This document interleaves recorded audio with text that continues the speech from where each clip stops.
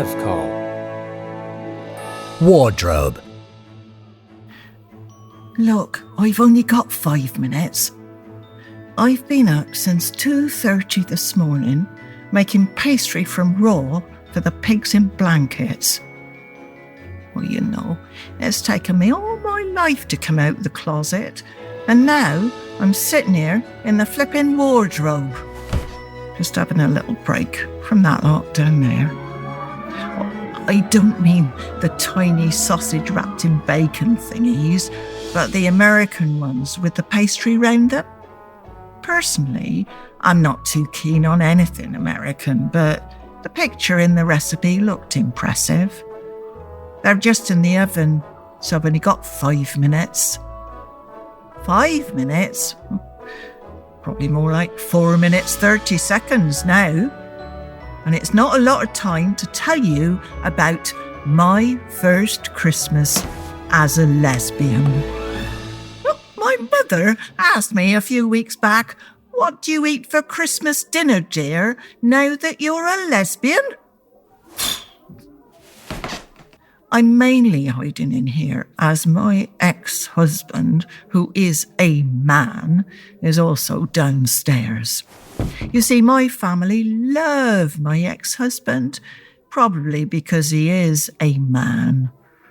We got divorced last year. I used to dread my Christmases with him. You see, I had a problem. It's my head, you see. Well, it's always been on the largish side, and the paper hats out the crackers never fitted me. I tried to put them on my head and they'd rip apart. He would constantly berate me for it. "One size fits all. Why don't they fit on your head?" He ordered a posh box from Harrods one year, and even the hats in those didn't fit properly. So we'd go through this horrifying process every Christmas morning. He would pull 2 crackers, get the hats out of them, cut both of them in half, and then stick them together so they'd fit me. He'd never use a Pritt stick or see-through sticky tape or anything like that. He'd make sure that everyone could see what he'd had to do, what he'd had to construct. So I'd sit there every flippin' Christmas with 2 paper hats stuck together with duct tape on my head. That's why I've gone for this little number this year. I have to say I rather like it. Fluffy with Bah Humbug embroidered on it. You couldn't stuff that in a cracker. Of course, he was really torturing me for the lack of sex, punishing me. He did have sex with other people, like with the woman who lives 14 doors along. He told me he liked her because she listened to him and would open her front door to him wearing nothing but high heels and a glittery thong. And she has a teeny weeny head. Oh, I can hear him down there now. He's making a point of it. "I can hear you, scraping the burnt bottoms off the pigs in blankets off the baking tray." I think he was quite impressed, actually, when I told him I fancied women. I'm a member of the Women's Institute. We do a lot to support the bees. We're big fans of the bees. There's 3 of us in our group, the North Somerset group. Oh, 3 lesbians, I mean. Janet, Melissa, and me. Janet's in her 50s and has been having a fling with a local librarian. Apparently, they do stuff in the archaeology section. I've always fancied doing an archaeological dig myself. There's a woman I like. She works down the co-op. She has the most beautiful smile. Her name is Claire, and she's invited me to her house tomorrow, Boxing Day. We got talking one day because, well, after she told me that she was a vegan, I kept going in there to buy pizzas covered in tofu. I can't stand the stuff. There's about 37 of them stashed in the freezer. I've got an enormous freezer. I've got no idea what I'm going to do with 37 stuffed crust tofu pizzas. Maybe I can pop one into the oven for her. If she ever comes to visit, that is. I think she might be my first proper girlfriend. If it all goes well. If she likes me. Like that. I wonder what it is about Christmas that encourages us to lose our rag and to purge our truths. You see, it was the duct-taped paper hats that saved me.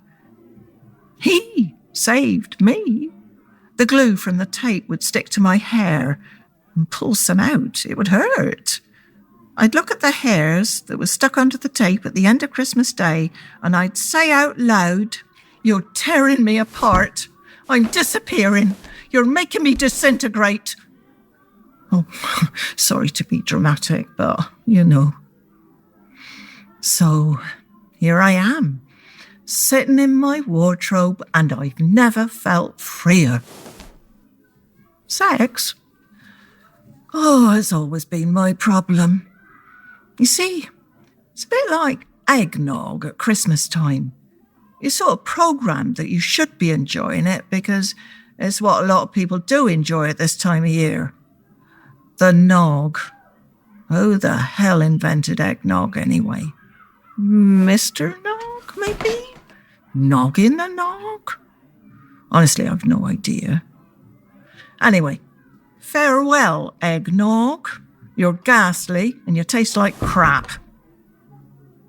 Oh, well, my 5 minutes seems to be up, which is good, because I'm going to climb out of here now. I'm not hiding anymore. Why am I up here and they're all down there? I'm a chuffing idiot. I'm going to kiss a lovely woman tomorrow. Boxing Day. Boxing Day is going to be day one. Tomorrow is going to be day one. My first day. The first day that I'm going to be me. No duct tape, no nog, no glittery thongs, and no more hiding, and no more making pastry from raw.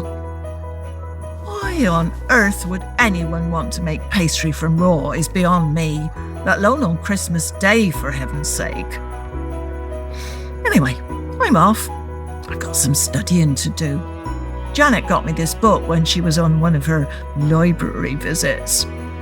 It's all about veganism, oh, you know, vegans. I want to swat up before I go and visit Claire, the vegan, tomorrow.